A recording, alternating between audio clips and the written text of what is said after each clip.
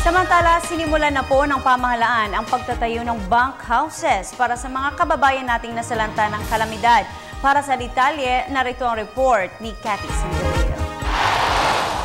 Tiniyak ng DPWH na matatapos sa ika-15 ng Disyembre ang mga bunk house para sa mga biktima ng Bagyong Yolanda. Sa Barangay Abukay sa Tacloban, 10 bunk houses ang itinatayo. Bawat bunk house ang may 24 na kwarto. Isang pamilya ang ititira sa bawat kwarto.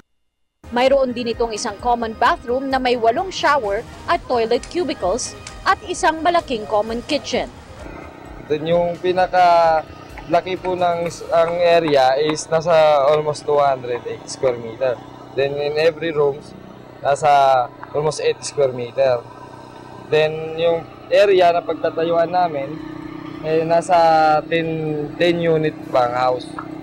Dahil limitado ang bilang ng bunk houses, bibigyang prioridad ng DSWD at ng local government ang tinatawag na vulnerable sector. Yung batayan ng pagpili kasama ang City Social Welfare and Development Office or Provincial Social Welfare and Development Office and the Municipal Social Welfare and Development Office. No? Sila kasi ay ang nasa komunidad, alam nila kung sino, at ito yung aming pagtutulungan, ang pinaka-nangangailangan dahil may sanggol o buntis na babae sa pamilya, may senior citizen na may sakit, at may kapansanan sa pamilya, PWD. Sila yung magiging priority na ililipat sa mga bunk houses.